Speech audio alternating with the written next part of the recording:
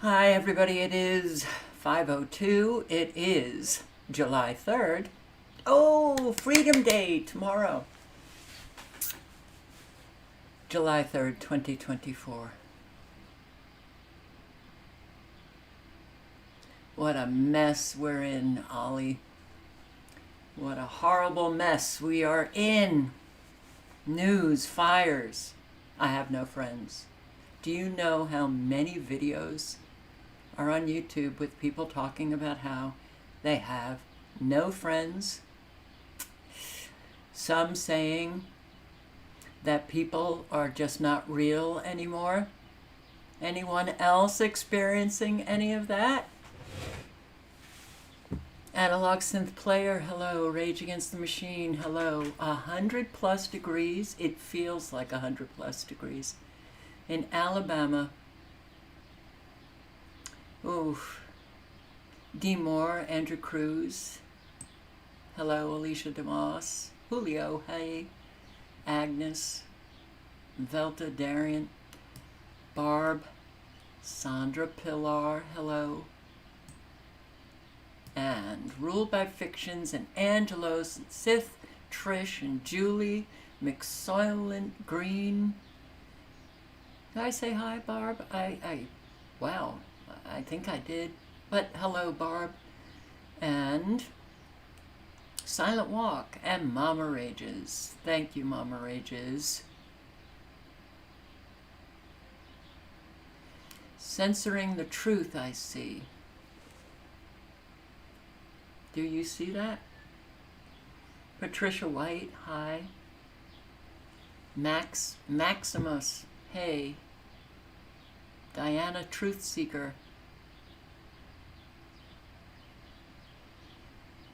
Oh, I'm sorry to hear that. Yeah, I just would prefer it if there is no anything close to anti-Semitism. Velta Darian, Oracle 11, hello. All right, we've got a lot, man. Look at this. Look at this. The training supercells through many states. Many states. Missouri, Illinois, Indiana, Ohio. Look at that. And look, that's all going northeast. We've got the supercell action down here in Florida that seems to always be moving west, right? But it's the air masses are going in very different directions, and I don't recall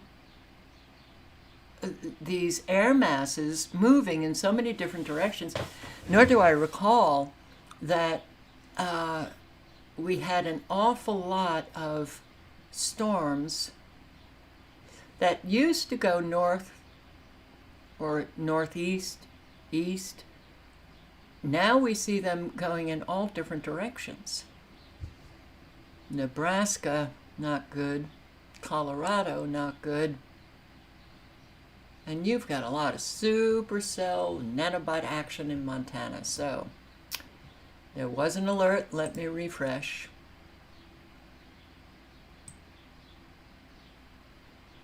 Nebraska, Custer, 24 miles southwest of Broken Bow, or Broken Bow, 8 miles west of Callaway, right here. Do be safe. Do be safe. And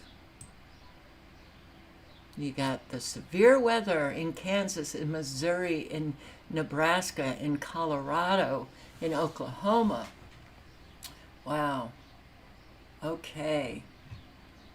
All right, I'm going, if you're in any of those areas, I want to get to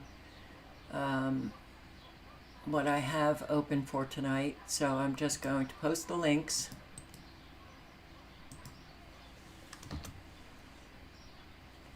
Oh, please, Velta. I don't get into arguments like this.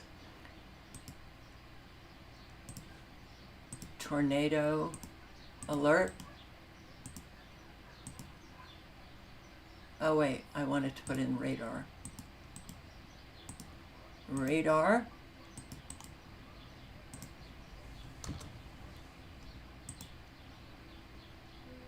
And severe weather.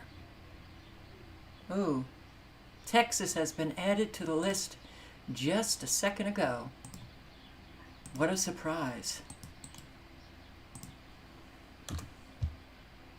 What a surprise. Texas having severe weather. I'd like to know where it is. Maybe up here. Let's see. Texas, Delham and Sherman.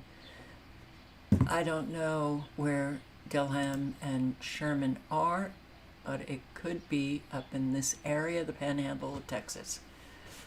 Okay, yeah, well, they bring about a whole lot.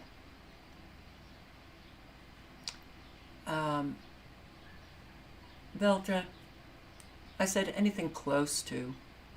Oh, why do I engage? So, just a little bit about these. I've been watching these YouTube meteorologists who are on it. They're on Hurricane Beryl, and every one of them have been saying that once it gets into the Gulf, it could change direction, it could become more powerful. Okay, that is essentially what I have said. So, pay very close attention, you guys, in Texas and Louisiana, particularly, because they could swing this around, and it's doing an awful lot of incredible damage in the islands. Jamaica, it has hit. So 90% of the homes on the island of Caricacao, I can't remember the island, Grenada, 90% of the homes have serious damage. So,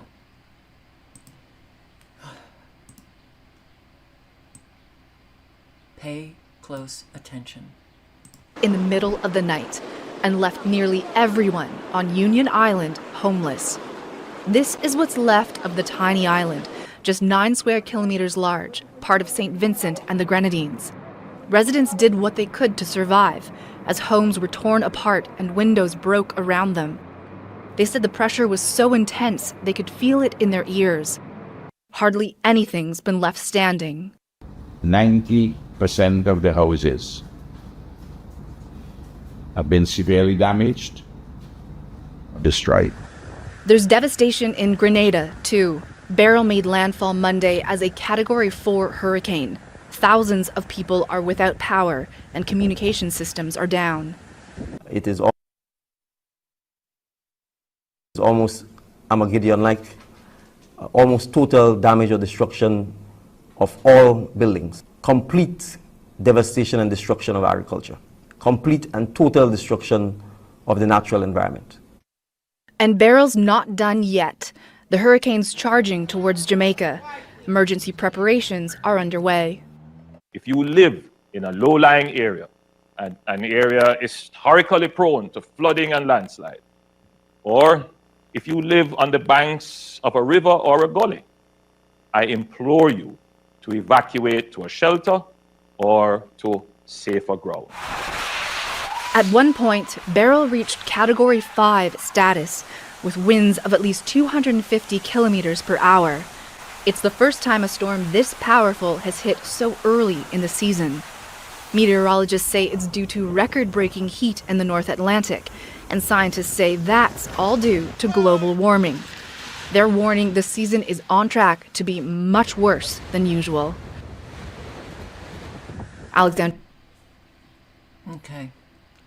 So it's heading north, well, heading west, but then it's going to shift north. And hopefully it will just be what they continue to say, which is a Category 1. But all they have to do is tell the public, well, the waters in the Gulf are so warm that it energized the hurricane. That's all they have to say. Everybody will believe it. The Moccasin Fire, El Dorado County Fire, California. El Dorado County now evacuation orders from the Moccasin Fire remain in place this morning. That fire burning south of Placerville. CAL FIRE says it's currently 15% contained and has burned 51 acres. This started as a structure fire, which then spread to nearby vegetation and got out of control. From Moccasin Trail, aircraft could be seen dropping water repeatedly throughout the day yesterday. Air tankers and helicopters dropped water as well as retardant. And CAL FIRE says the hot, dry conditions, coupled with the steep terrain and fire burning in the canyon, brought challenges for firefighters. A resident told KCR3 that she heard a loud boom before seeing smoke. Well, we heard the boom, and then we started to see the smoke. So it's like, of course, when you start to hear booms around here, of course, you start to look up and you look at the sky because you never know, especially with the caldera. A boom? You heard a boom? I guess the fire started from a propane tank exploding or something. Fire, everyone's very sensitive about booms and smoke, and we're in fire season. An overnight evacuation center was set up in Cameron Park. This is at the Community Services District office on Country Club Drive. Take a look here at the evacuation area. Red is an evacuation order. Yellow is a warning. Officials say residents should be ready to leave immediately if those warnings change to orders. And the Thompson Fire in Oroville, California. Remember years ago, myself included, but a whole lot were posting on the Oroville Dam. Well, fire now that has taken a lot of homes and cars. But pay attention, not particularly to this video, but to other videos, and wow, seems that these fires are so selective to pick out homes and cars. And how they get there is really remarkable. Flying ember, a flying ember that takes out a home in less than 24 hours, leaving dust. Yeah.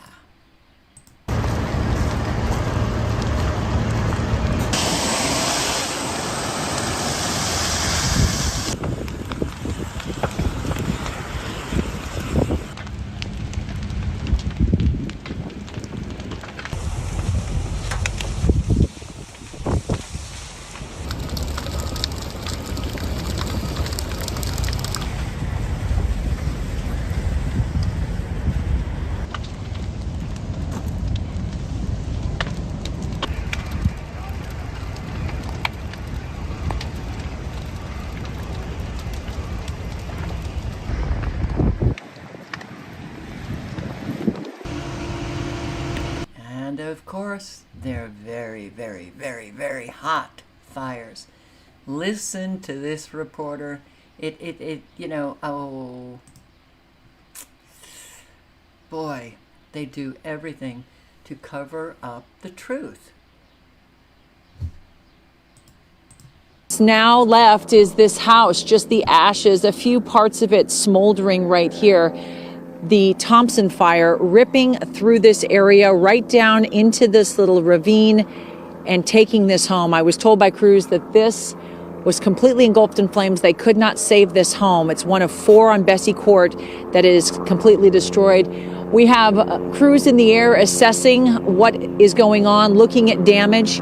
We have crews on the ground that are putting out hot spots and stationed at different homes in this area. In fact, you can see there, this home is saved. You can see the line where the flames came right up to that green grassy area and stopped, and they were able to save that house. And right next door.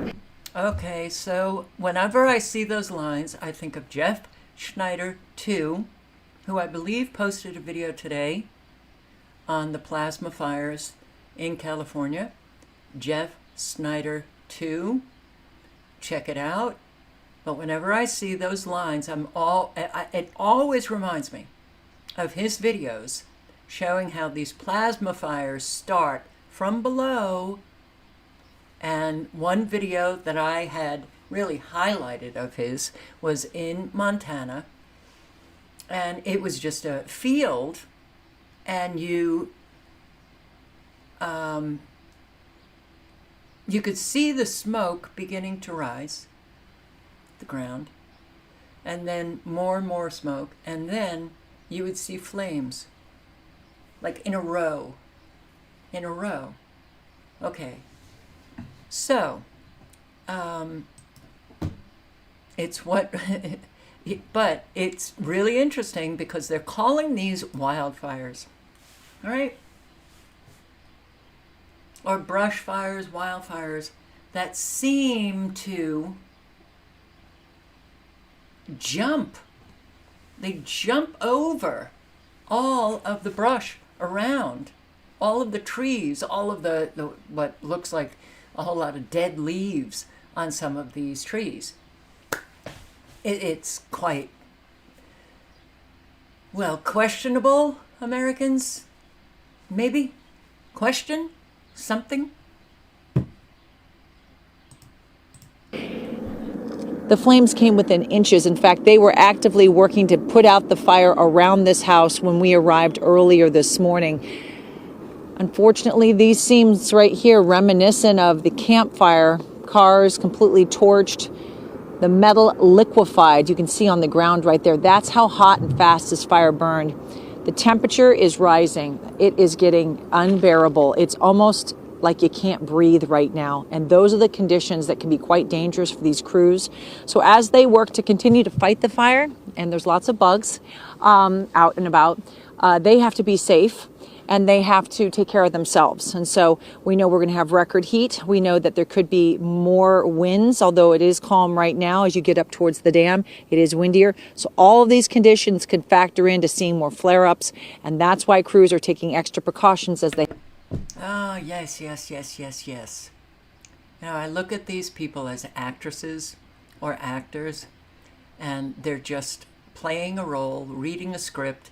Never do they do any research on their own. And if they do and find out, oh, wow, directed energy weapons, plasma fires, all of this technology which could create these houses that literally, to scale the fires, to scale, bring them to dust in less than 24 hours. They sure as hell are not going to, because they have no integrity and they're lying shitheads. Sorry, but yeah, don't you think it's time to get maybe a little angry about what's going on? People are losing everything.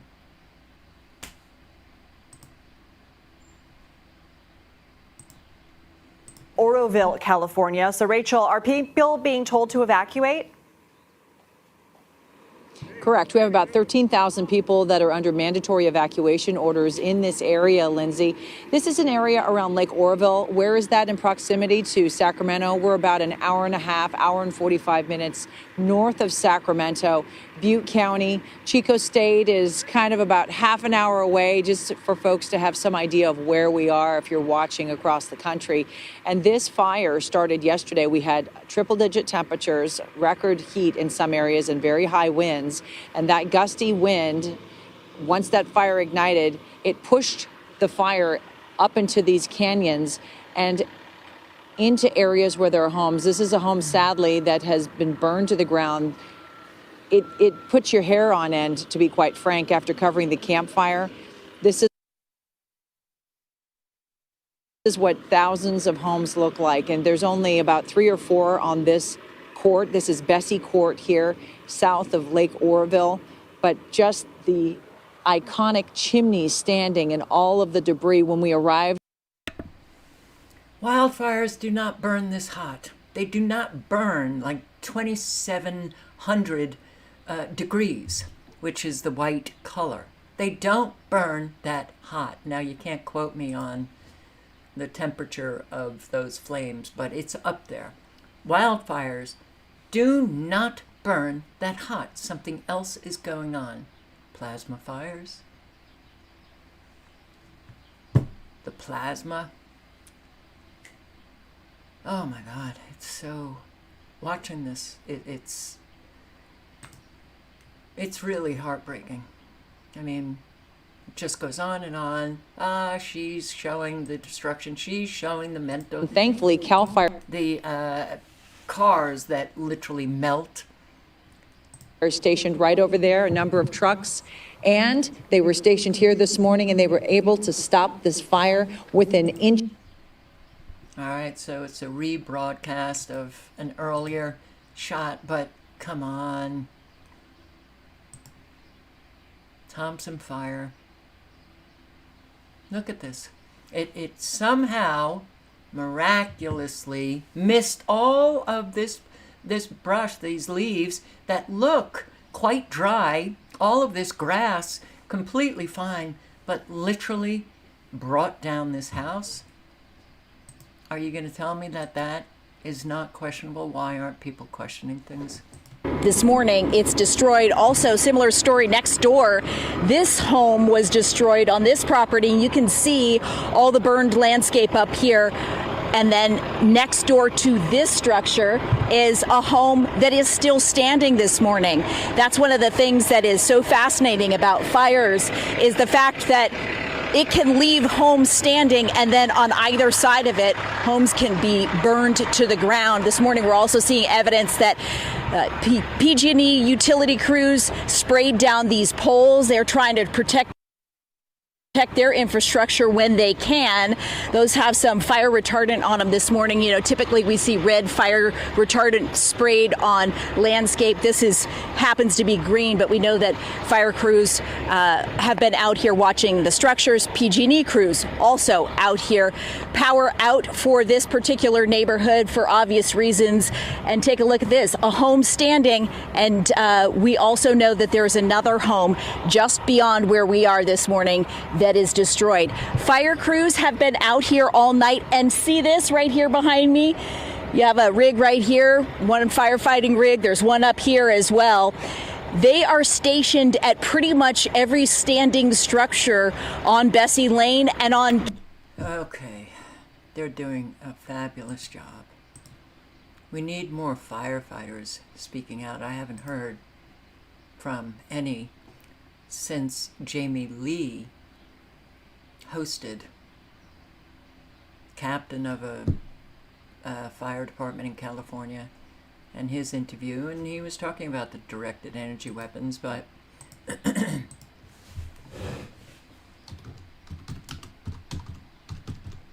just in case. Oh, that's why it didn't come up today. Here. Cars and houses burning in California, not trees and bushes. So I'm going to post the link.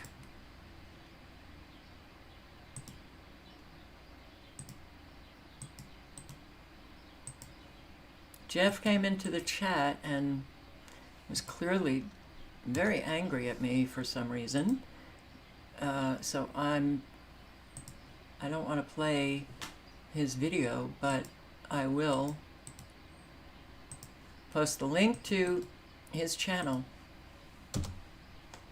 Now, there are a whole lot of tools that they have to create weather warfare, create these fires. And for me, knowing that they are being created by man, knowing that somehow these wildfires have so many anomalies that are spotted easily, and knowing a whole lot more, that's enough. That's enough for me. It should be enough for everybody to be speaking out. You can show the anomalies. it's really, yes, and all of the aluminum. Wow.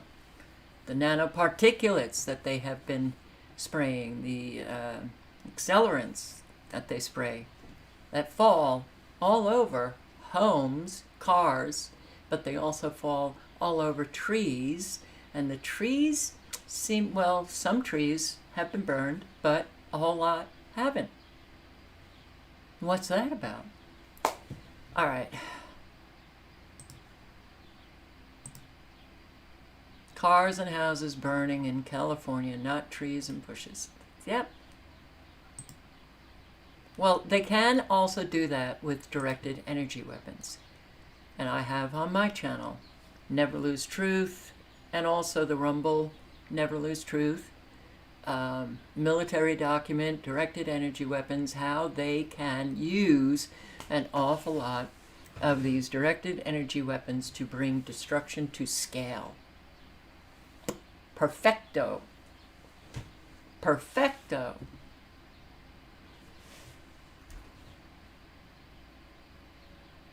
Well, too bad I didn't use his lingo. Yeah, that's worthy of disrupting a relationship. So, Thompson Fire evacuees speak after having to flee homes. Mandatory evacuations have been ordered since yesterday. I spoke with a few people who are making the best of their situation. Kind of a roller coaster of emotions, you know, but I've tried to keep a good outlook on everything because, you know, what are you going to do? Wildfire warnings are up again in Northern California. Thousands of people near Sacramento are under evacuation orders this morning because of a fast-moving fire. Now, this is one of 4 major fires in the state in the middle of a severe heat wave. The last thing they need there, that's expected to last until next week. Rachel Wolf of CBS Sacramento has more on the state of emergency. The Thompson Fire exploded overnight, filling the skies over the city of Oroville just north of Sacramento with dense smoke. Scary, and it's moving fast. The fast-moving blaze has already consumed more than 3,000 acres, leaving burned-out cars and homes in its wake. An unknown number of structures have already been destroyed, and more than 13,000 people are now under mandatory evacuation orders. This is the closest that it's been, and we had giant embers dropping on the driveway, and I said, okay, we got to go. I can't do this. About 400 fire crews are battling the flames on a variety of fronts, including the air. Choppers have the advantage of nearby Lake Oroville. It's there where they've been able to scoop up large amounts of water to dampen flames. Well, that's good, right? Some insurance companies aren't providing state-ordered wildfire coverage. This is in New Mexico.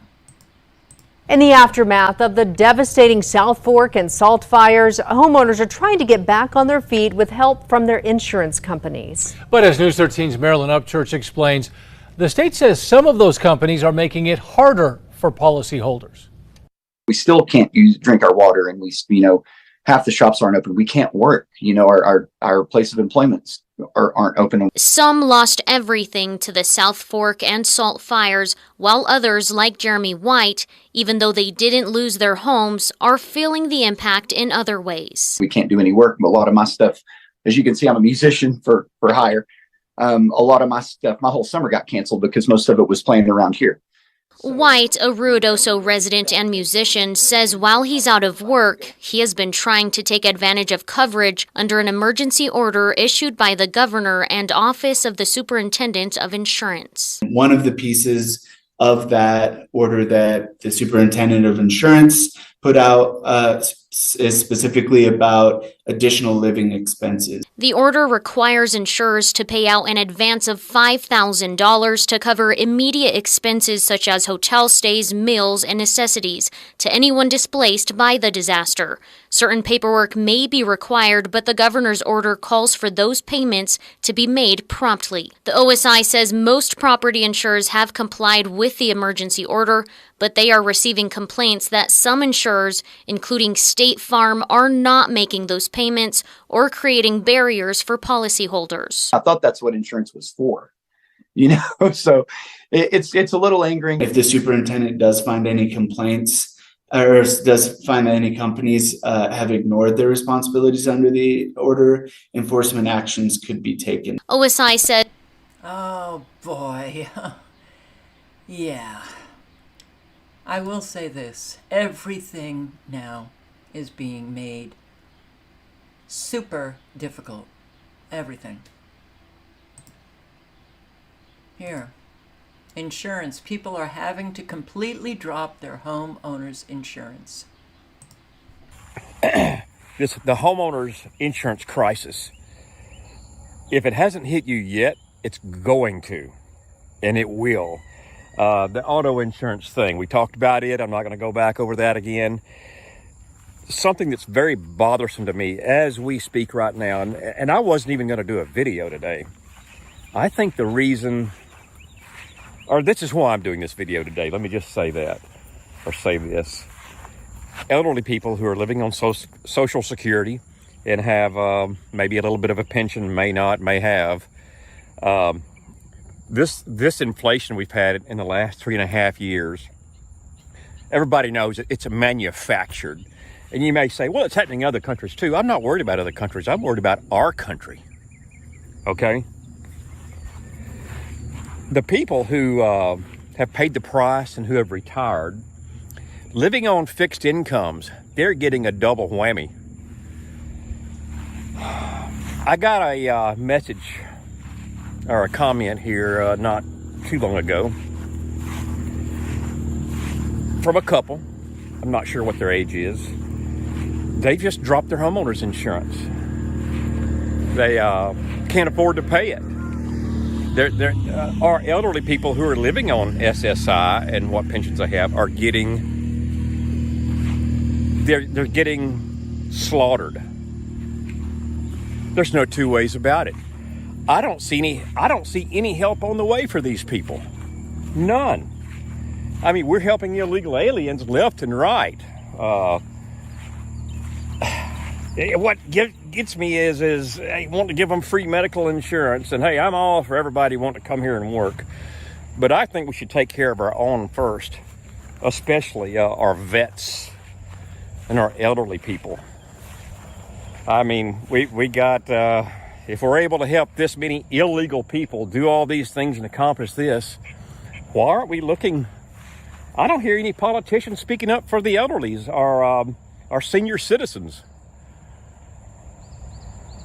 If it's out there, I'm not hearing it.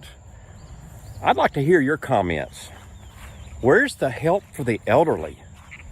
And if you're an elderly person right now, I understand what you're going through. I'm not too many years behind you at the age of 60 years old. I got one comment about an elderly couple not being able to afford things and having to really cut back and having to cut back on necessities such as, food and stuff like that. The list could go on and on and on. For you elderly folks, don't be ashamed. I'd go to your local churches who offer the like a food bank or something. A lot of your churches, from what I gathered, will do like a once a week or once a month food drive. Do not be ashamed to accept help. We appreciate you as senior citizens, and I would reach out, and there's nothing wrong with asking for help as long as it's, we got a lot of younger people who just refuse to work that have their hand out. I've got no problem helping the needy, but I will not, and I am against funding the lazy. That's just me. All right? So, if you guys have some ideas that I'll post the link, Frugal Me. Yeah, who's speaking up about the elderly?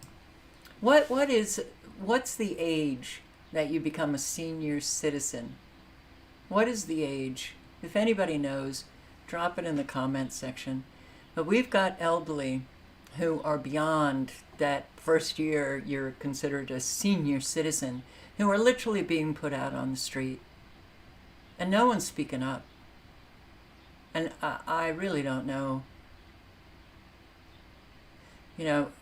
This country started on great evil. It's continued the evil. Now the evil is so flippin' obvious That's what we are. Yeah. Oh, there's a few good people. I'm not saying that. It's not 60. No, it can't be as low as 55. It is? 55? Oh, I gotta check this out. 55? What? That to me is middle age.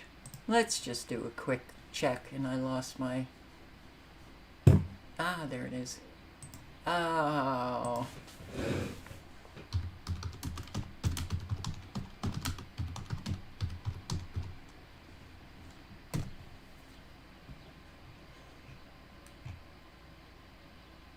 What?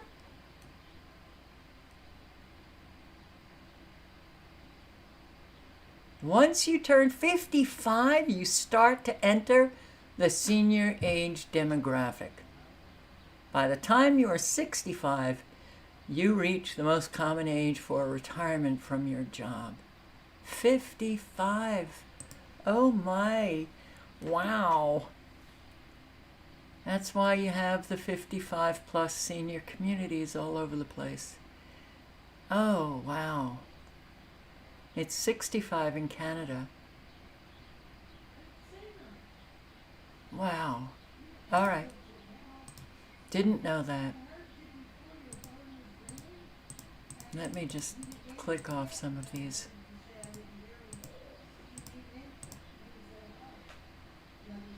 We have a lot of people hurting. You know, if you belong to a church, I hope that you are organizing, you know, food drives, reaching out to the elderly in your communities, and, you know, organizing some kind of way that you can keep continuously checking in on the elderly in your community. But you don't have to belong to a church. Yep, you can do it on your own. You know somebody in your community, sit down, have a meeting, and do it.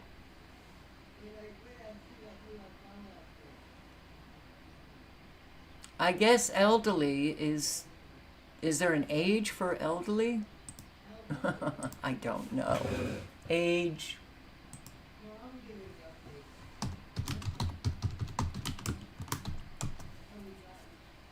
$65 and I'm elderly.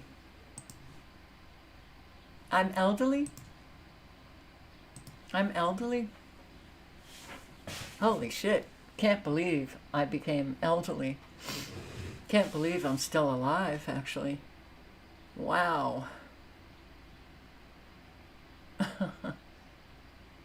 I'm elderly. I'm feeling it more and more every day. That's for sure. No, age is not all the same after 40. Trust me, it's not all the same. It sure feels very different. So, yeah, I mean, do we have to do something? Yes, of course we do. Here, price gouging in New Mexico. People who have lost their homes, and thousands lost their homes in the recent New Mexico fires, now hotels are price gouging because people need places to stay because they don't have a home anymore. Oh, yeah. Sorry to say, but this is the American way.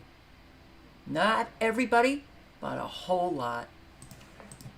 New Mexico Department of Justice is putting certain hotels in Roswell and Artesia on notice for suspected price gouging in the wake of the wildfires and flooding.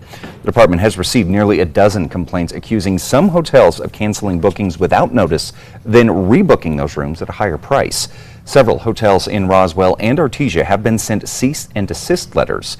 Consumers can report unfair practices at the New Mexico DOJ's website, and we have posted a link to that at alwaysonkrqe.com. New Mexico Department. You know, age is a big factor.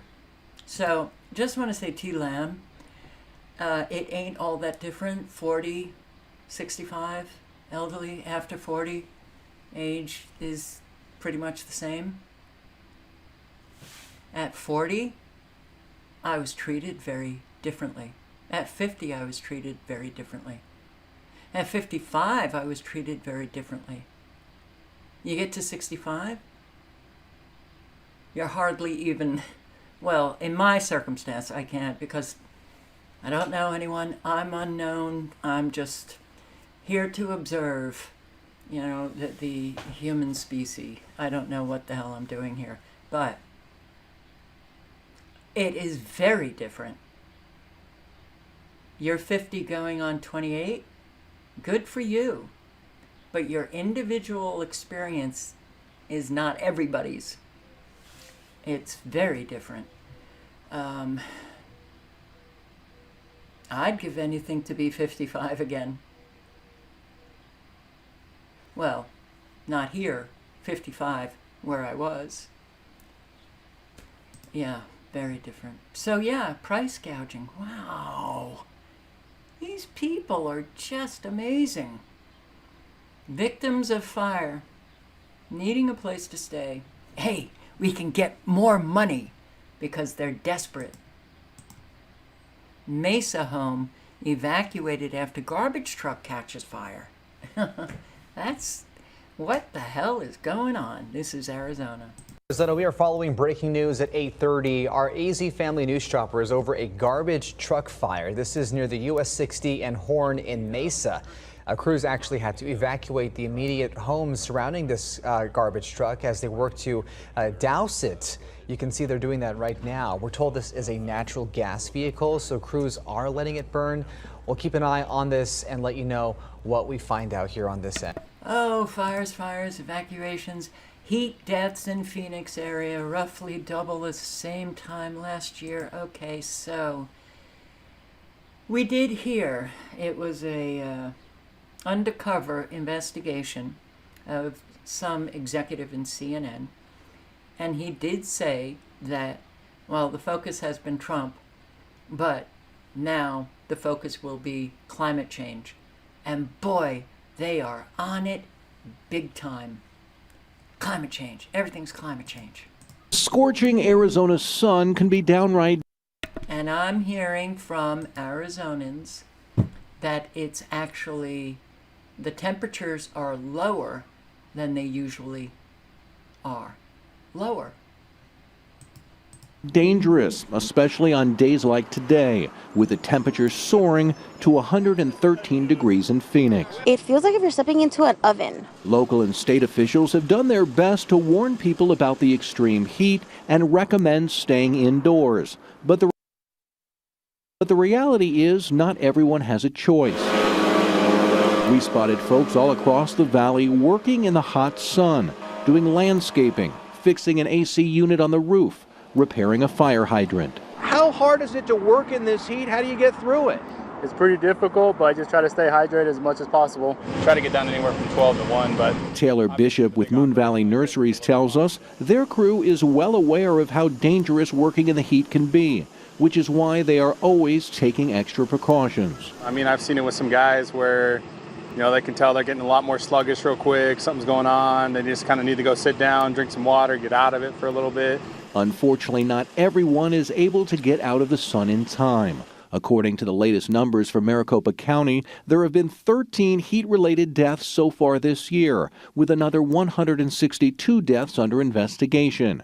Those numbers are up significantly from 2023, despite expanded efforts across the valley to better protect people.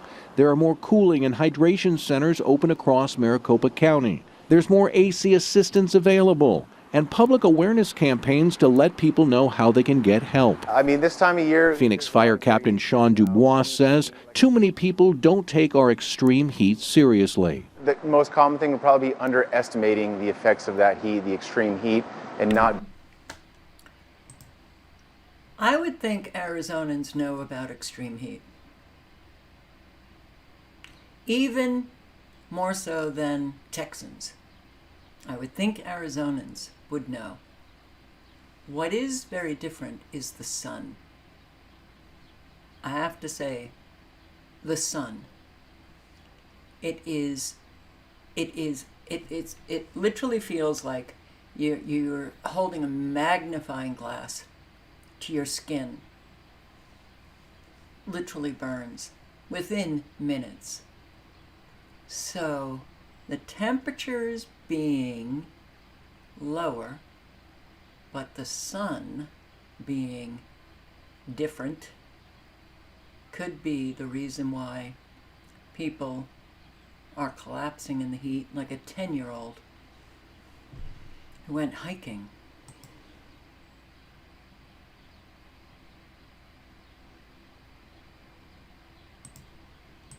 A Fox 10 News alert. We are just learning that a 10-year-old boy has died after collapsing while hiking on South Mountain today. Firefighters say the family spent hours on the trail before the boy suffered the heat-related emergency. Fox 10's Kenzie Beach has the latest. Sky Fox capturing the rescue team giving the 10-year-old boy CPR a mile into the Mormon trailhead on South Mountain. Rescue teams using a helicopter to get the boy off the mountain.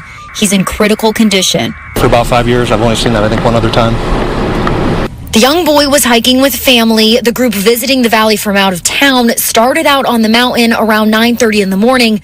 The rescue call was made around 2 p.m. Stay off these hiking trails, certainly in the middle of the day when the temperatures are the hottest. We are at risk, any human being, whether we're healthy or not, to the elements out here, the environment, the extreme temperatures.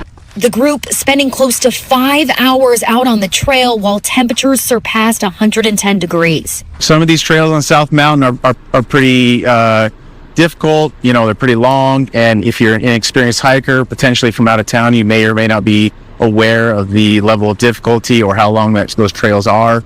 Valley parent Mark Sakowitz urging other moms and dads to look out for their kids. As a parent, I feel horrible for what happened. That was my responsibility. I think it depends on the parent. If they have good intentions, they want to show their child a good time, get them away from electronics, I think is a good thing. But obviously, adults need to make good choices. And today, and I have to say, there's something wrong with adults. There is definitely something wrong with adults, because another toddler dies in a swimming pool in Phoenix. We unfortunately have another sad update to pass along tonight. We've just learned that a toddler who was found unconscious in a backyard pool in Phoenix earlier today has now died in the hospital. Police say the boy fell into a pool at a home near 29th Avenue in Union Hills up in North Phoenix. It is unclear how long the child was underwater today. What is going on in Phoenix? Because not too long ago, I included 2 videos the same day. 2. One toddler and another very young child drowned in swimming pools. Now another one. So, it's, where are the parents? Where are the parents? The microwaves can heat up the atmosphere for sure. The aluminum nanoparticulates. Baby boomers, remember the reflectors that we would use to capture the sun and get tan? I don't see anyone doing that anymore. The aluminum foil. Aluminum nanoparticulates has made the sun, as far as I'm concerned, the white it is today, and burning. There could be other reasons, but I'm quite confident that that is one of the reasons. So, to save spotted owls, U.S. officials plan to kill hundreds of thousands of another owl species, the barred owl. That's all we know how to do is kill. I'm not kidding. There's something so grossly wrong with this country. All we know is to just kill. There's a problem, kill it. So, this article, to save the imperiled spotted owl from potential extinction, U.S. wildlife officials are embracing on a contentious plan to deploy trained shooters into dense West Coast forests to kill almost 500,000 barred owls that are crowding out their cousins. Because of the declining spotted owl populations in Oregon, Washington State, and California, they have to kill 450,000 barred owls. And this information I got from Mama Rages, and I'm raging, without actively managing barred owls, that's how we manage things. We kill it. The horses, the wild horses, a whole lot of animals. We kill animals to save other animals. And do you think that these people actually care about the spotted owl? So apparently the bird, barred owl, is an eastern owl, and it encroached into the West Coast territory of two owls, the northern spotted owls and the California spotted owls. But if you read further down in this article, that migration of the barred owl apparently was a long time ago. So, and they've already been killing them. They've killed 4,500. Barred owls don't belong in the West. You don't belong on planet Earth. I'm so sick of people who think that they're superior to all other species. I'm so sick of it. This mentality is an evil mentality because it leads to the suffering of other species. Public hunting of barred owls won't be allowed. It's only allowed for government agencies, landowners, American Indian tribes, or companies to carry out the killings. Barred owl plan follows decades of conflict between conservationists and timber companies, which cut down vast areas of older forests where spotted owls reside. Opponents say the mass killing of barred owls would cause severe disruption to forest ecosystems and could lead to other species, including spotted owls, being mistakenly shot. They've also challenged the notion that barred owls don't belong on the West Coast, characterizing their expanding range as a natural ecological phenomenon. Researchers say barred owls moved westward by one of two routes across the Great Plains, where trees planted by settlers gave them a foothold in new areas, or via Canada's boreal forests, which have become more hospitable as temperatures rise because of... I was waiting. There are some articles that I just continue to read and read and read because I know climate change is coming up. Sure enough, it came up. All right. This is the barred owl. And they're getting shooters to shoot this owl. Hello, I'm here with Shakespeare, our barred owl, B-A-R-R-E-D, as opposed to the barn owl, which is another species we have here in Connecticut, but is an endangered species. The barred owl, on the other hand, is one of our most common owls that lives here, and they're mostly found in wooded areas. You can see his plumage would blend in very well with the bark of trees. If you have any woods on your property, there's a very good chance that you might have a barred owl living there. They're even more common than you might think. They just blend in so well in the daytime that we hardly ever see them. It's when you hear them that you know that you've got one on your property. The barred owl has a very distinctive call, and some say it makes the phrasing of "Who cooks for you? Who cooks for you all?" So if you hear that sound on your property, then you know that you definitely have a barred owl. The barred owl has lots of adaptations that make them master hunters of the night. The barred owl, like many owls, has humongous eyes, but what is unique to the barred owl is their brown irises as opposed to the yellow iris of, say, a screech owl or a great horned owl. This brown iris just gives them this wide-eyed, soft appearance that just makes them look so calm like they look right into your soul. So it's a really neat feature.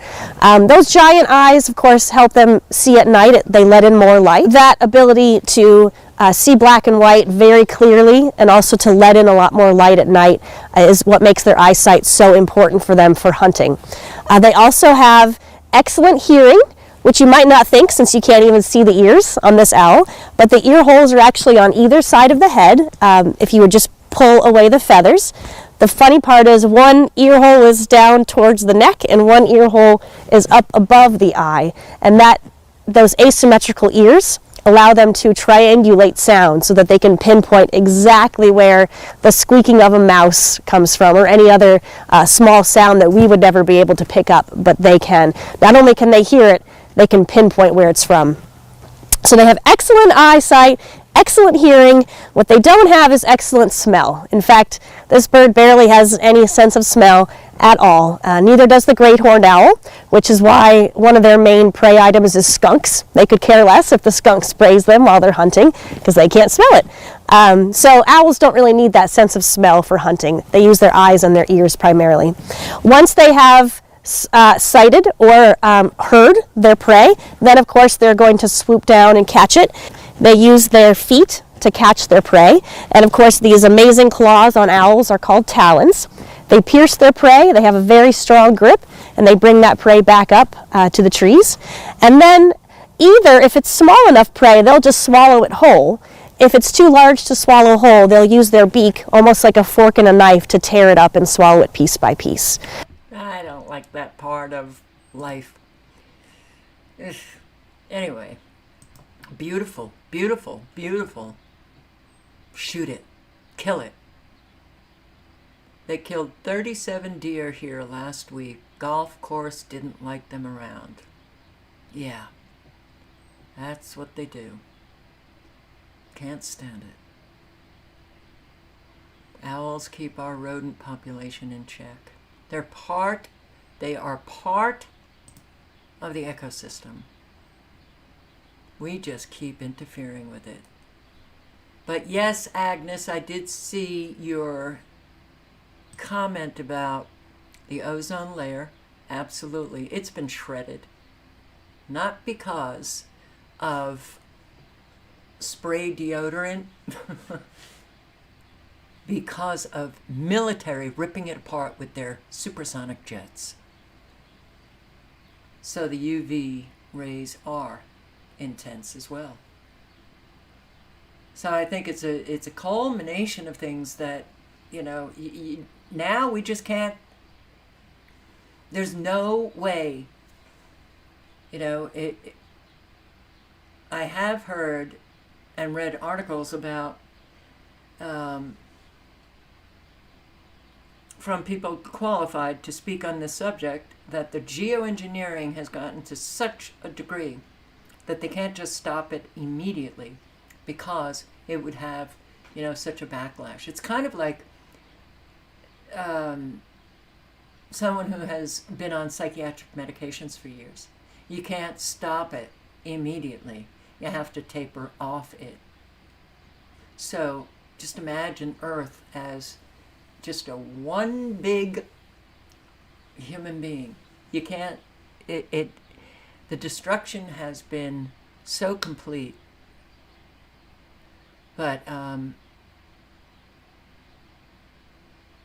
which is remarkable. I mean, it's so overwhelming what is taking place. Horrifically overwhelming. So yeah, just kill a species to save another species. Hey, great idea. Great idea. Great friggin' idea. Serbia, storms and flash floods swept away cars and houses in Belgrade.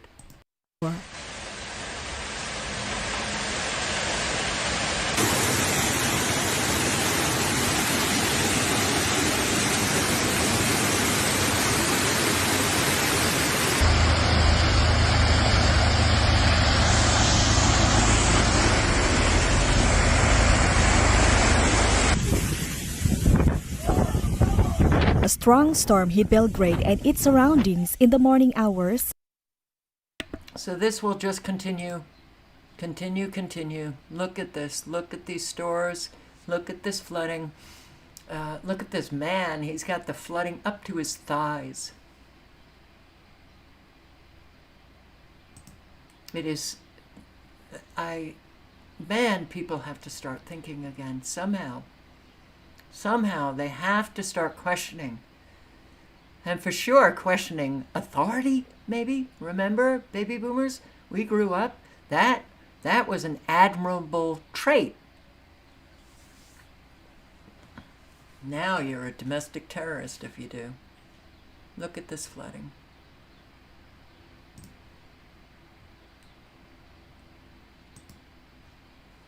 Flooding into the buses.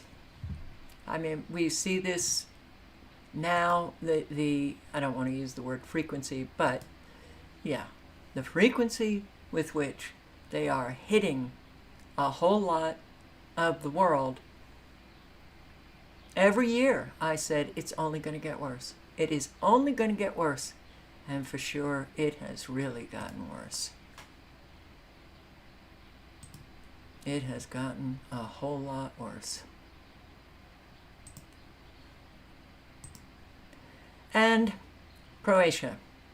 Zupanya Croatia, July 2nd, 2024.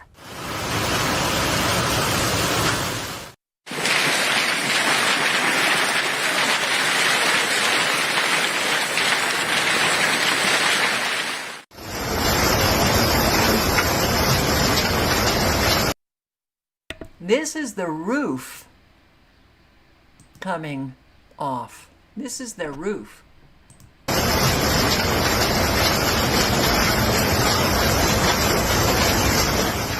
After the storm hit the southern part of Croatia, on the afternoon of July 2nd, the same thing happened in the eastern part of the country. At around 16, there was hail the size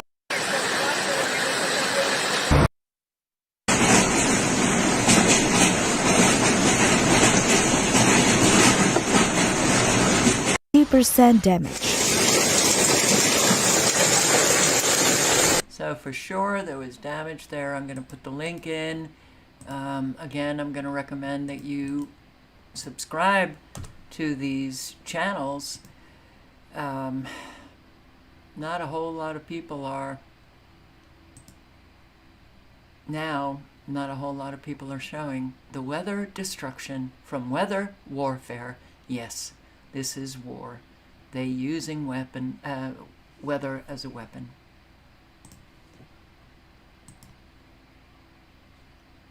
So, let's just listen to this guy. That's right. Talking about all of the fabulous methods to curb climate change. In that the opportunities exceed the things you have to give up. You have to give up a large part of the, and eventually almost all of the coal mining activity. You know, what happens with beef, my climate group, Breakthrough Energy, just announced literally today an investment in an Australian group called Ruminate that helps cows not be so much a source of methane emissions. So we have two paths to solving that. That's 6% of global emissions are cows who burp and fart methane to an extent. Can't we get rid of him? Because I'm sure he burps and farts. Can't we get rid of this guy? No, apparently not. Extreme degree. You can either fix the cows to stop them doing that, or you can make beef without the cow. And both of those, you know, will be pursued to see which one can lead to the best product in terms of taste, health, and cost. In that the opportunities exceed. And this is who a lot of people still put on a pedestal, like he's just brilliant.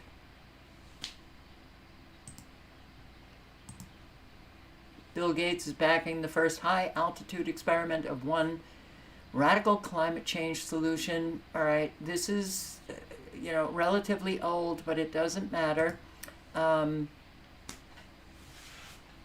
We're still conspiracy theorists when we talk about the geoengineering and weather modification. Really? So people won't listen to us, but they'll listen to Bill Gates. Bill Gates is backing the first high-altitude experiment of one radical climate change solution, creating a massive chemical cloud that could cool the Earth. It's called solar geoengineering, and it's highly controversial. How long will it be that countries keep experiencing these climate impacts before someone gets desperate and says, hey, we need to cool the planet with solar geoengineering? It would look something like this. Thousands of planes would fly very high and use nozzles to inject millions of tons of light-reflecting particles into the stratosphere. Okay, you know what? It doesn't matter anymore. I'll put the link in. I can't listen to the lies anymore. It's really disturbing. It's really disturbing. And all of the people who just accept it or don't care, that's really disturbing as well. They have been doing this, and they call it an experiment, right? Oh, this is novel. They're just experimenting. The geoengineering has been an ongoing project all over the world for decades, only increasing the amount of aluminum and barium and strontium and lithium and an awful lot, and black carbon dust, and a whole lot of ingredients. The list is long, and it's been going on for decades. But we're conspiracy theorists, and people will listen to this and think, oh, they haven't been doing anything, he's just going to do it now. He's just experimenting. Unfortunately, mixed media art girl, the difference in conspiracy theory and truth is a few months. With a lot of people, the difference is conspiracy theory and to the end of their life. So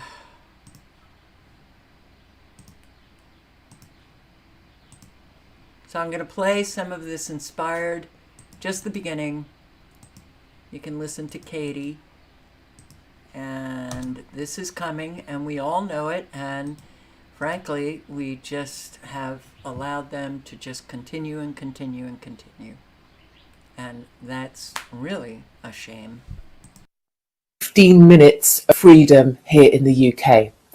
So let me tell you the plan. The plan is in Oxford, and this has just been passed by the council, to divide the city here into, a bit of a squiggly city, into 6 parts. So 1, 2, 3, 4, 5, 6. And you will only have the freedom to operate in the part that you live. So if this is you, the idea is that everybody will live within 15 minutes of the things they need. 15 minutes of a school, 15 minutes of a doctor's, 15 minutes of a supermarket. And if you want to travel to the other zones in your city, or maybe soon your town, you will have to go out an approved route. You will have to journey around the outside of the city in order to re-enter another section of the city. This plan is supposed to be saving the planet. And the idea is that you won't simply be able to cross over into other sections of your city anymore. So if your mother, for example, lived over here, you wouldn't be able to just go across and see her. This would all be done via e-gates, electronic gates, and number plate recognition. You in your area will only be allowed within that 15-minute zone that you've been allocated. The number plate recognition will know if you leave your zone.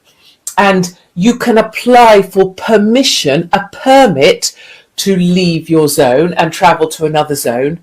but you'll only be allowed to do this about 100 times a year. This is real. I just have to stop and say that. This is actually being passed by Oxford Council. This is... Yeah, this is very real.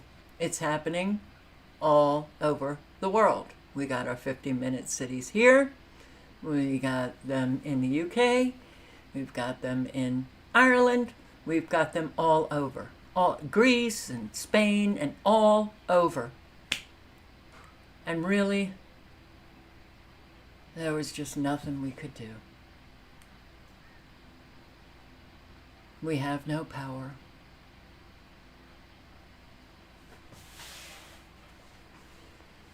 We're just owned by other people.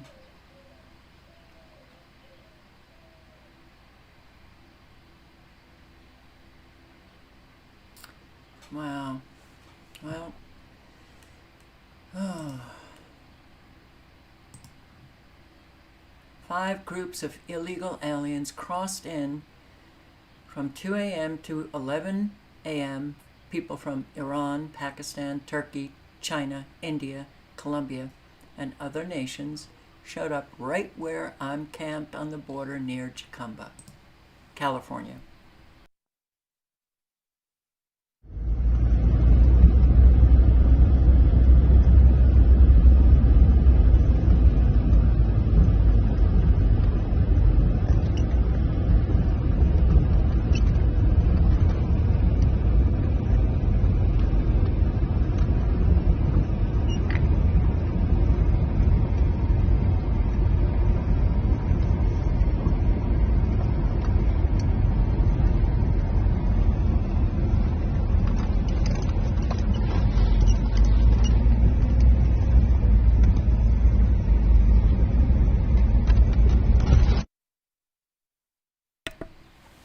Gee, I thought Biden had control over the border. That's his control. I can't play that. It won't play for me.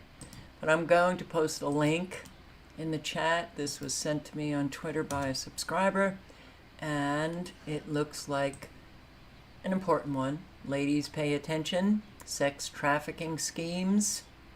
It just won't. It's circles and circles and circles and circles. Okay.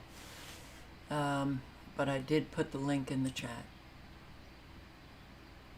I want it to stop circling. Okay. So, what else do we have? We have Oscar Blue, who is showing the invasion that is so obvious now.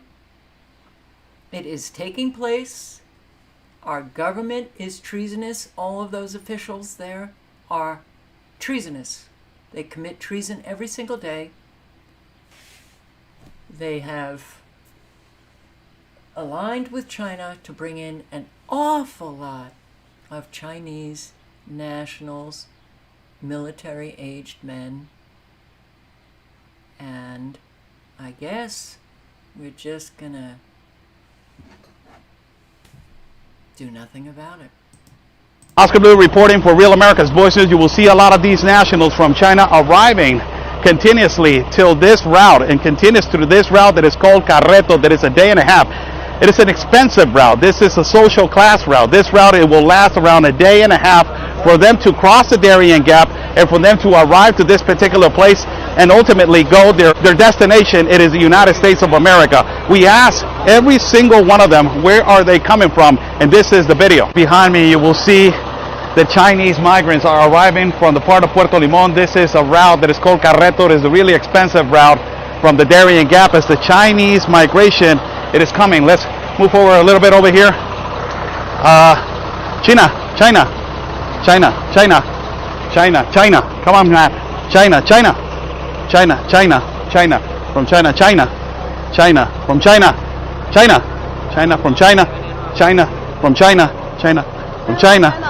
China. Where are you going? In the United States. What part? You don't know. China. From China. Yes, from China. From China. California? Or where are you going? California. Yeah. United States, China. ¿De dónde son? Venezuela, venezolanos. ¿De qué parte? Caracas. China.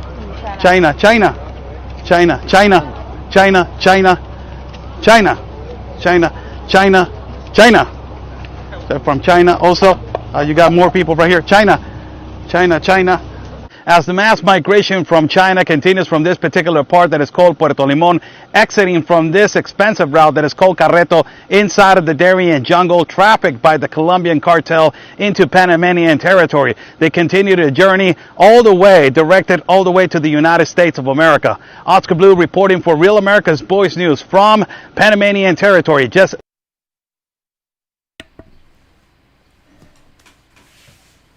China works with the cartels. The fentanyl coming across the border.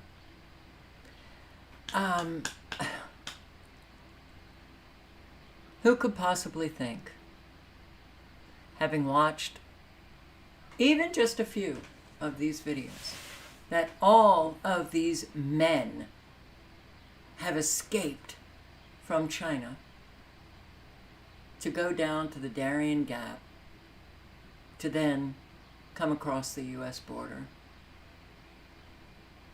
and they're seeking asylum? Understand, you have to get CCP approval to leave China. Now, a few escape, but the mass numbers that we have coming into the country, what is it? My God. The last number that I recall of just Chinese nationals was something like 35,000. That's an army. And then think about the millions of military-aged men. Oh, we are going to get our butts handed to us. And it's going to look like something out of hell.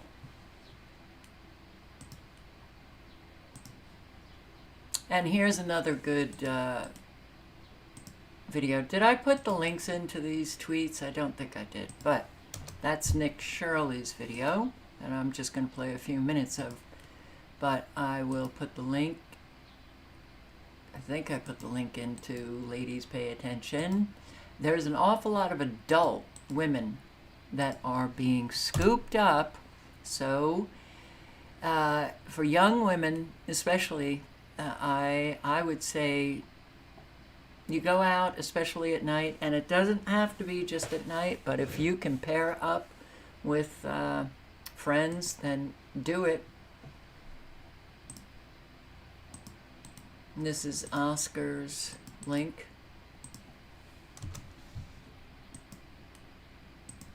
So, inside the dangers of Chinese migrants entering into America.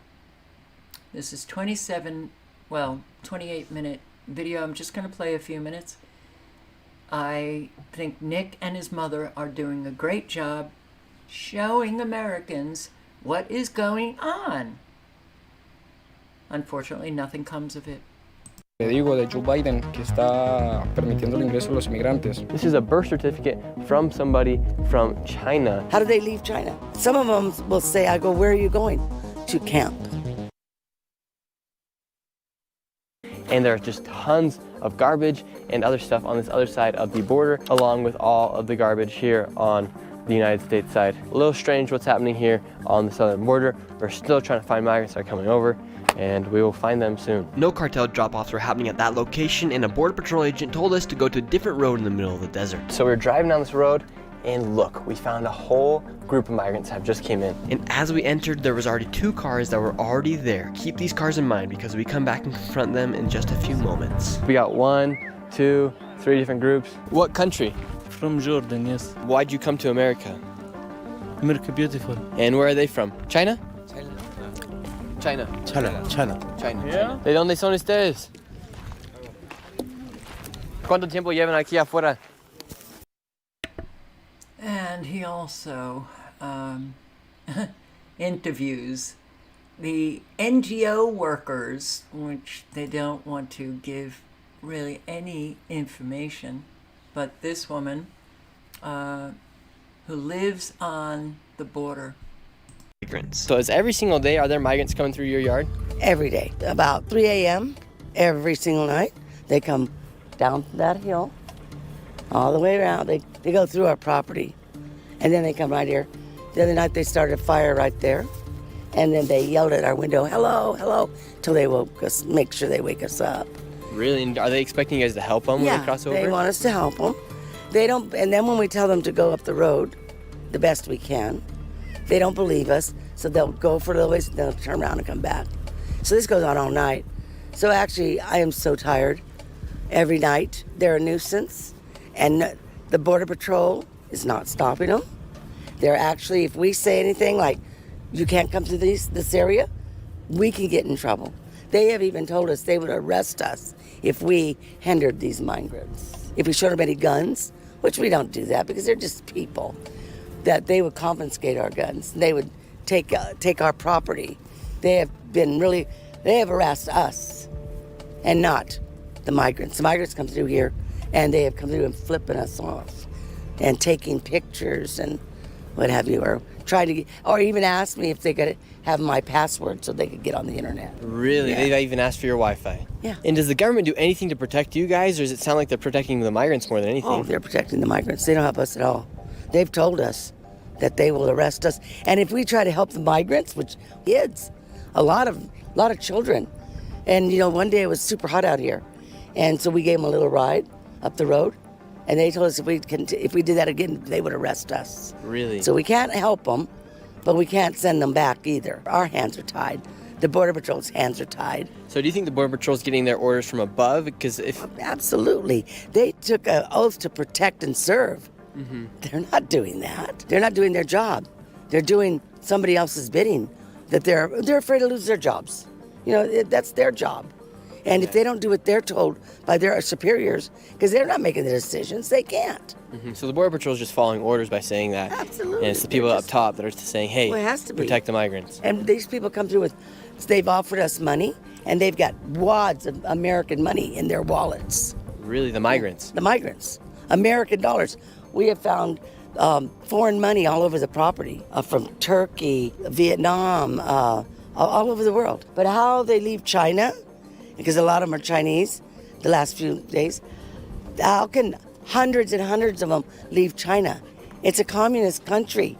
Their people don't just get visas like Americans do, like Americans go wherever they want to.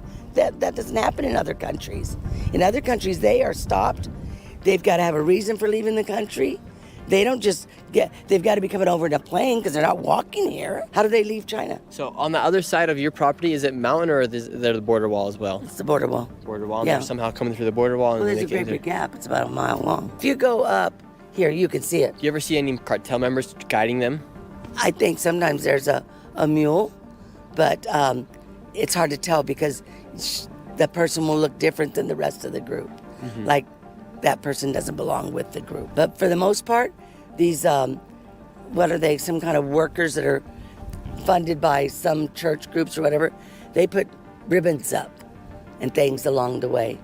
And then if you look you'll see clothes that they just throw, suitcases. What do you think the purpose is of these NGOs helping all these migrants once they come over?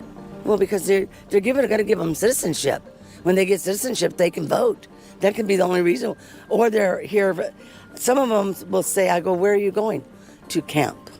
I go to camp. The only thing it means to me when they say they're going to camp would be like a military camp where they're going to be, they're of military age between 19 and 34, young men. Really? So you think there could be like other camps where the migrants Like are a coming coup, in? yeah. Like, is that especially the Chinese people where they're coming in? Because you don't see the Chinese people inside the shelters, and they're telling you they are going to camp. You're going to camp. And I go, where's camp? San Francisco. Where's camp? Los Angeles. So that's the only thing I can figure, that they're here to be militarized and not for us, against us. Wow, so there could be troops here that are in other governments that are here inside the United States right now. Oh, I'm sure there are. How many getaways have they gotten? So a lot of Americans, they see what's going on in the news, however, they're not experiencing it like you are right here on your camp, literally next to the border. I have film of them going through here. But, I got time to sit here every day filming this stuff. I'm not the news people. But if somebody wants to come here and film it, 3 o'clock in the morning, that's perfect time. But sometimes I think they get word because they'll see, we'll tell them, they come through here at 3 o'clock in the morning, about 200-300 of them. The news people will sit out here for days and nothing will happen. And Really? then... So do you think that the NGOs that are welcoming them over there are talking to the cartels on the other side? Yes, somebody is, yeah. They have to be. There's no other way they know not to come through whenever the Magnolia and JLR, I don't know if you know who they are. They sat here for 2 days. CNN camped on here for a couple of days. And nothing happened. Then the minute they left, here it comes again. Yeah. We were talking to some of the NGO people over there, had no American flags. They were wearing Palestinian gear, and they were, I would like to say they were anti-American because they're getting mad at us for even just trying to talk to the people. Oh, yeah. And it's like you're saying, they're talking to the cartel on the other side, welcoming these people in, giving them waters, giving them food, giving them everything they need. Yeah, a lot. And then the money they're getting, because where do they get that money? They're not exchanging it in Tijuana. To all the Americans that are going to be watching this video, what would be your message to them since you are right here at the hot spot of the migrant crisis? We need to stand up. We need to stand up and make the right votes and be a voice, because we're not being a voice. We're just following and saying, okay, that's fine. Well, what do we do? As an individual, you can't. You can only do it as a group. And if you say anything like that, then you're a rebel and possible a terrorist and a white supremacist and whatever other names they call us, just because we want our America. It's not. We don't want it back. We want it to be America. Our rituals, our Christian beliefs, not. And they do have a right to their religion. We don't care about that. That's fine and dandy. You can believe whatever you want to believe, but don't infringe on my beliefs, and don't encroach on my properties and take my. We'll just take Chicago, for instance. All those people that live in the ghetto get nothing.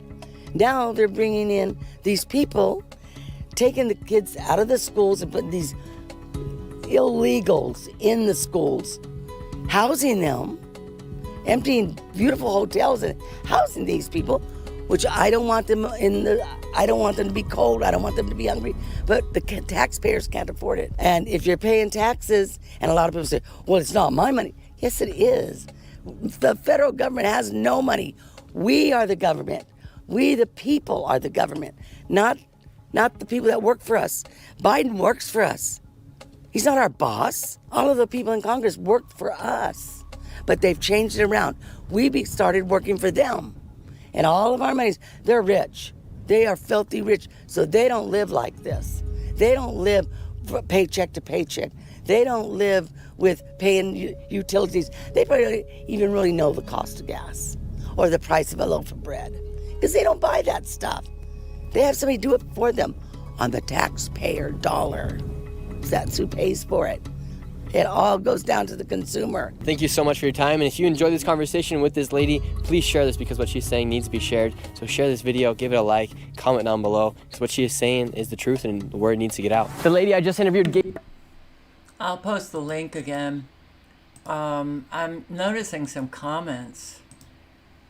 She's wearing a duality blouse, that she's controlled opposition. Well, the comment didn't say she was, but really? I mean, I don't think so. I don't think so. Intense police shootout with gunman in San Jose apartment.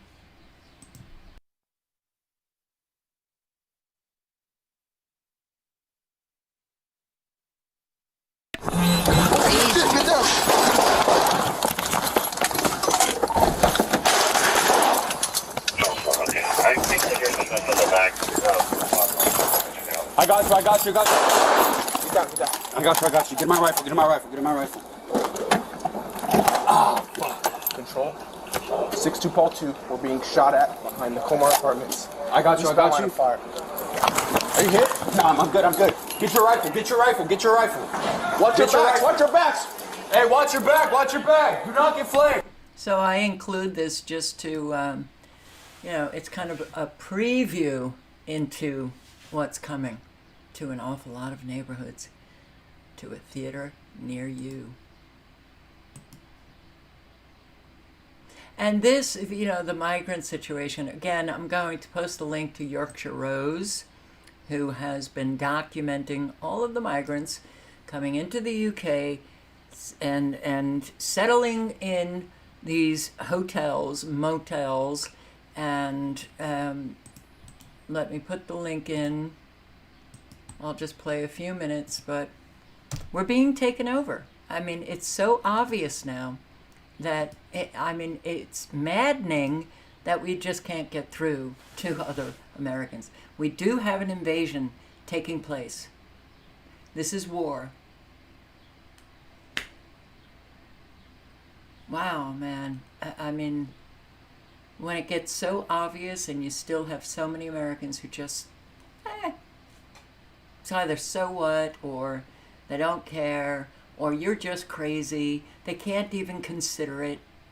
They are the real danger that we face. I was actually sent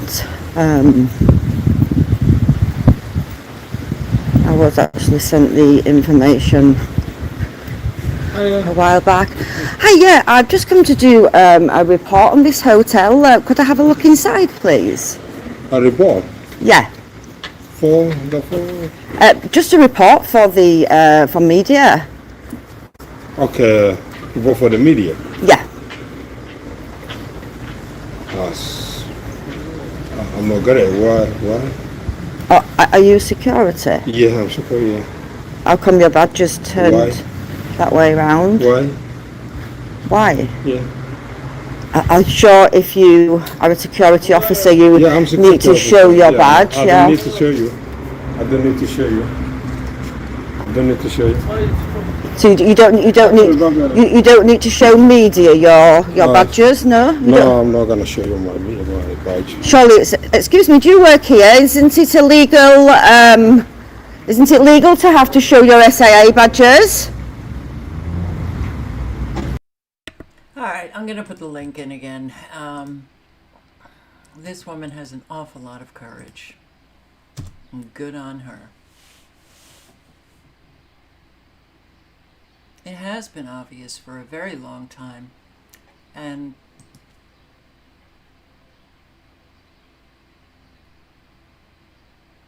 yeah, I mean,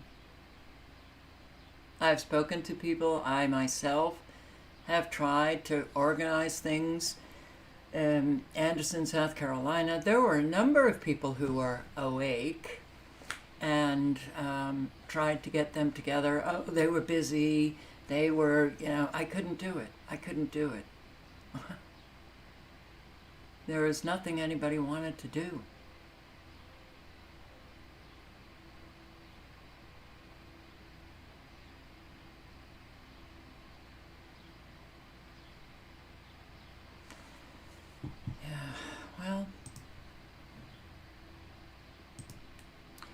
I guess we get what we work for.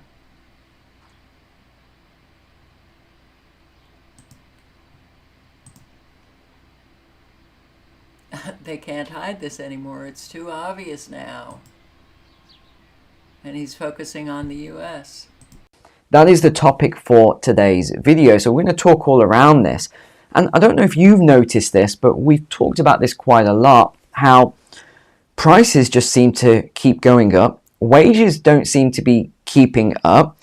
Everyone seems to be struggling at the moment, and yet the media tells us how everything's okay. The politicians tell us that everything's okay. They tell us if you just vote for this new party, like what's about to happen in the UK, everything's going to be fine. Over in the US, everyone's telling you everything's going to be fine. We're going to focus a lot on the US today because I want to, in fact, let's give some context first to what we're going to talk about here. So we've got all of these layoffs happening, and we're not going to talk about the construction industry, so don't worry before your eyes glaze over here. This is just to give you context here. We're seeing all of these layoffs everywhere non-stop. We're seeing all of these layoffs, unemployment's rising, the jobs are not hitting anywhere where it's meant to be, and they cannot figure it out. They're saying, we just don't get it. Why is it that we can't get these job numbers up? Why are we seeing so much unemployment? And they've got all these, charts, etc. They just can't figure it out. And then I was looking at the US, here we go, the US unemployment rate here. And we're going to piece all this together like a jigsaw. And it increased to 4% in May of 2024. So it actually increased. They have it at 4%, and it's been going up quite steadily. Youth unemployment rate, 9.2% as well. So we're seeing huge numbers. Rate. They also use, well, they don't really use it, but economists use U6. And then we have the shadow stats rates as well, which is like way, way above. So to give you an example, something that made me laugh in an ironic, not ha-ha funny way this week, but it talked about how all these people had just been laid off from this tech company. And they asked the governor, it was in a Democrat state, shall we say. They asked the governor about this, and they said, oh, well, we don't actually count those as now unemployed. They go into a pool for a few months, and then they might go on to some sort of welfare payments and all this other stuff. So they're not really unemployed because they're going to be helped out, and then they're going to be this. So they're still hardworking Americans. And I'm watching going, hold on, they've just been laid off. They should now go into the unemployment numbers. And we got this person talking absolute crazy talk, which isn't surprising when you see some of this stuff.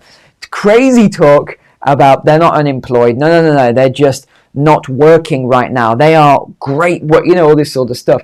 And again, I'm not saying they're not great workers. I'm sure they are. They're probably wonderful people, great workers. But it's all this weird word weaving. Oh no, they're not unemployed. No.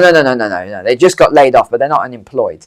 It's really strange, all this stuff. So what we want to look at here, U6 is the broadest sense, and that's about 6.5–7%. So that's more official for the unemployment rate. But shadow stats, if you take into account all sorts of all categories, so this is people that are working gig jobs, and all this other stuff. This is about 25% of the US workforce are unemployed right now. They don't want to.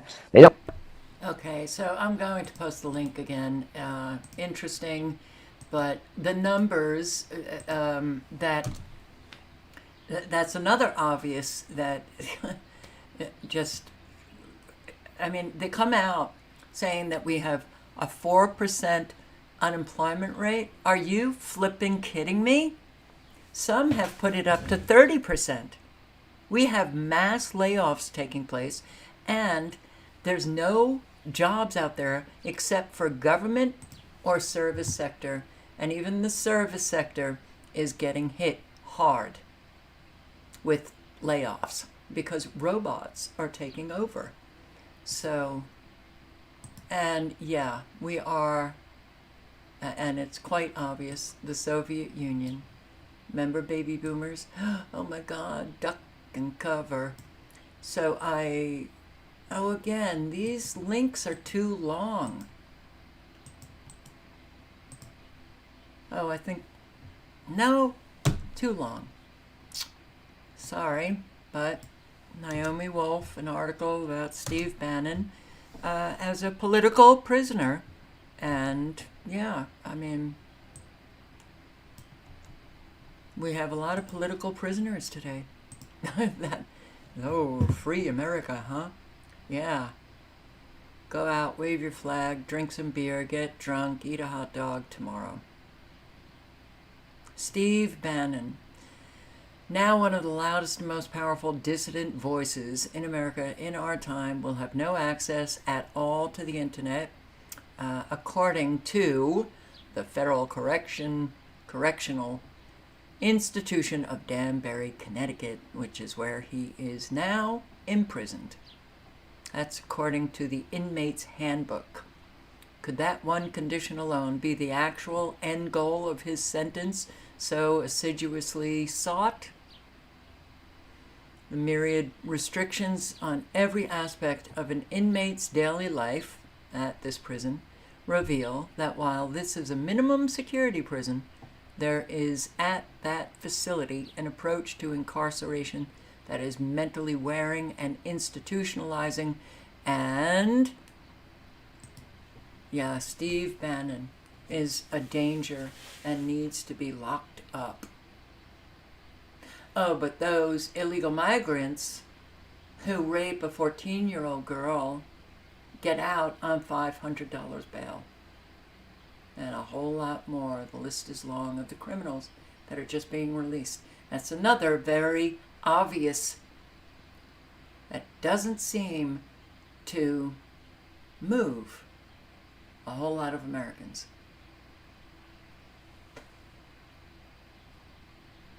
It is just,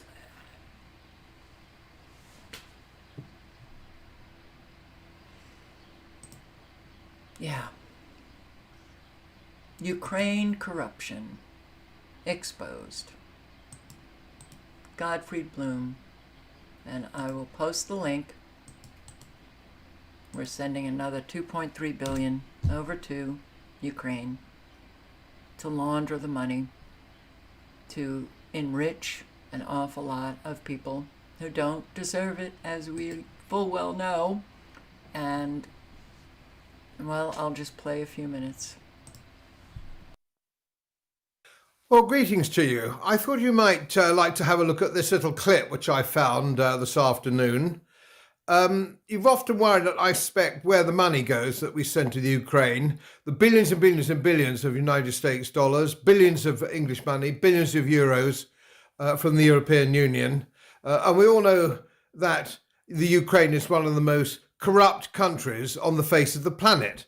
And we know, don't we, because that wonderful newspaper which we all love, The Guardian, told us in 2021 in an op-ed that it was the most corrupt nation in Europe and probably the world. Well, they think it's wonderful now. They think the Ukraine's marvellous. But just have a look at this clip. Now, we know Zelensky's got palaces and villas on Lake Como and Miami and all the rest of it. And we know the money's hemorrhaging away and that even the weapons are finding their way onto the black market.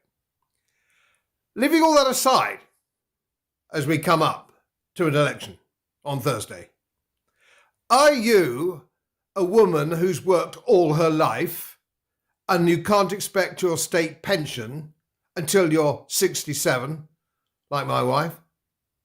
Don't know if she's ever going to see it at all. Are you waiting for a knee replacement, an MRI scan, a hip replacement? Are you wondering when the potholes are actually going to be filled up? And yet Sunak suggested we were going to send another $2.5 billion to the Ukraine. It was in his bloody manifesto, I think, somewhere. Have a look at this clip. It shows you where at least some of the money's going. So, if you're a British taxpayer and you see the Lamborghinis and the Ferraris and the Bentleys screaming around Monaco, have a little think who facilitated that. And you might also have a little think about who's facilitated the transfer of that money and what kind of house they're living in and what kind of car they're driving. Boris? Thanks to everyone who supports ordinary Ukrainians. But today, we, all Ukrainian journalists, would like to ask you for your attention, not your money. Do you know why MSC, a leading container shipping company, doesn't do business in Ukraine? Why Ukrainians don't want to fight? Because your aid doesn't reach ordinary people. The Ukrainian politicians use war to steal it.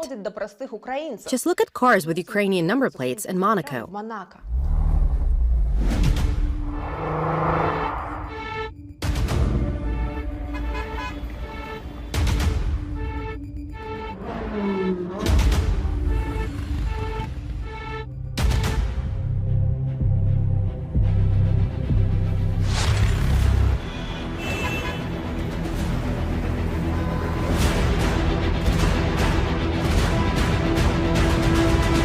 And this is Ukraine. People fight over a pair of sneakers in a thrift shop.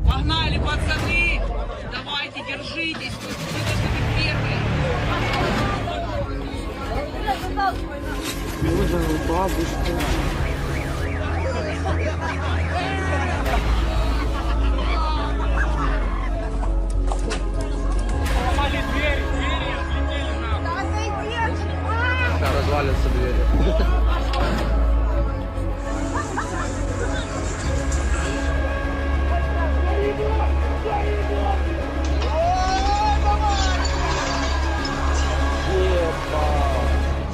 Alongside my colleagues from Radio Svoboda, Nashi Groshi, Scheme, and other media, I'm doing my best to help the ordinary people of Ukraine. But fighting this corrupt system is an uphill battle. This week, the U.S. announced another $150 million aid package to Ukraine. Does it sound like a lot to you? For the Ukrainian government, it doesn't. We'd like to tell you about several corruption scandals that prove embezzlement of $60 billion. $60 billion, which is equal to the most recent large aid package. Want to know more?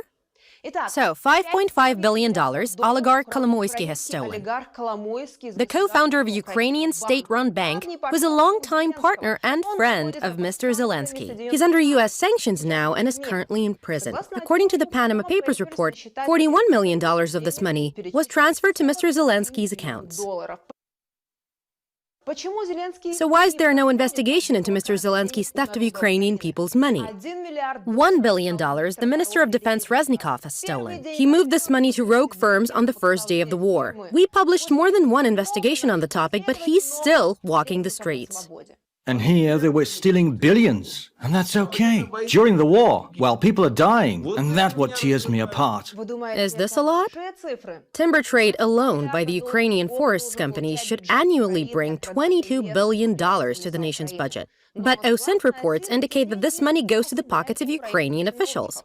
It's $50 billion over the course of the war with Russia. Even the head of a small village office was found to keep $4 million at home. And there are more stories like that. But the main cash flow goes to the corridors of power. $1.1 billion the Kyiv Tax Department employee poached. Radio Svoboda reports she's under charges of unlawful enrichment. $32 million the head of the Zaporozhye administration snitched from the fortification construction budget, 360 News reports.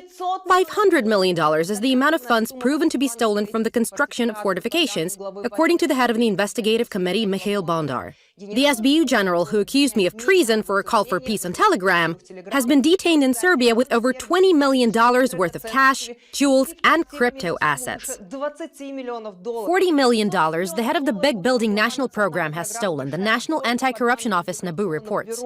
The program is under supervision of Zelensky's office. Ekonomicheskaya Pravda states that the Minister of Agricultural Policy profited from illicit land contracts to the tune of $12 million. $21 million the head of the tax service, Roman Nasirov, received as a bribe. This is the official information from the National Anti-Corruption Office. $52 million RADA member Yaroslav Dubinevich stolen gas supply contracts, Radio Svoboda reports. He's now on the wanted list. Minister of Infrastructure and the head of the Ukraine Restoration Foundation got kickbacks of $50,000 in bitcoins, $150,000 and $12 million in cash, and that's only the proven instances. How do you like it? And that's just a drop in the ocean. These are the cases with evidence we talk about time after time. By we, I mean honest journalists. We have a plethora of investigations on the topic, but they unleash hell on us. Meanwhile, their bosses steal. Here on X, Jason J. Smart attacks anyone who highlights the sins of the Ukrainian government. A journalist from the only TV channel in Ukraine at the moment buys a $500,000 property with a monthly salary of $700. The Ukrainian government has seized the monopoly on information and paid for defenders. And these defenders are, in fact, their partners in crime who live off stolen money. It's politicians, it's volunteers. They rob us, they threaten us with criminal proceedings, they do what they can to silence us. On behalf of Ukrainian journalists, I'm asking those who allocate funds for Ukraine, stop them. They're stealing your money. Ordinary Ukrainians die on the front lines, die in poverty, while they're grafting the U.S. taxpayers' money. Let's stop this theft together.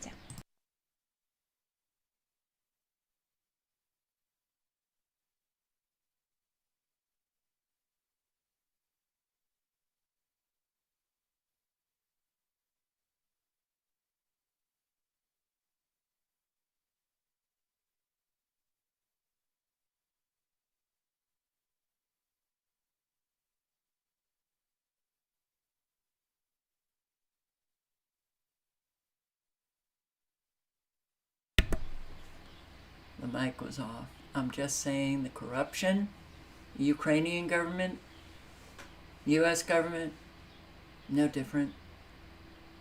No different. And the corruption is in our face every single day. Very obvious that those in local government, state government, federal government are not representing the people.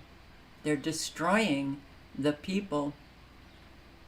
A whole lot of making themselves very rich in the process, while Americans are falling off the cliff more and more every single day. Every day. So, do what you can in your communities, help your neighbors, help your family, help your friends, help the food pantries, help the animal shelters.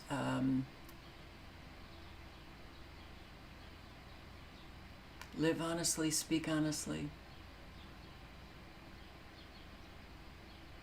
It's difficult. It shouldn't be, but it is in a lying world. But it's very important.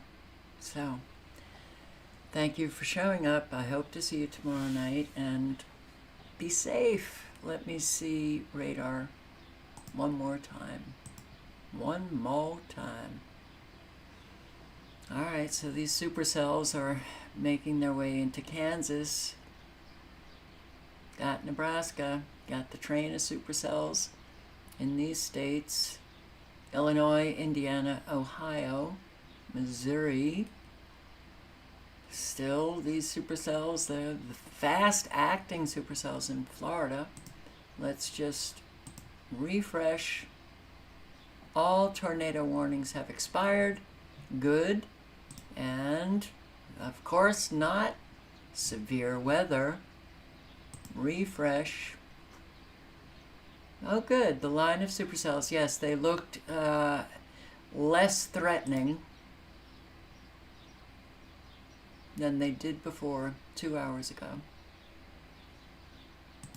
But we've got right on the border of South Dakota and Nebraska, and right on the border of Kansas and Nebraska and Missouri.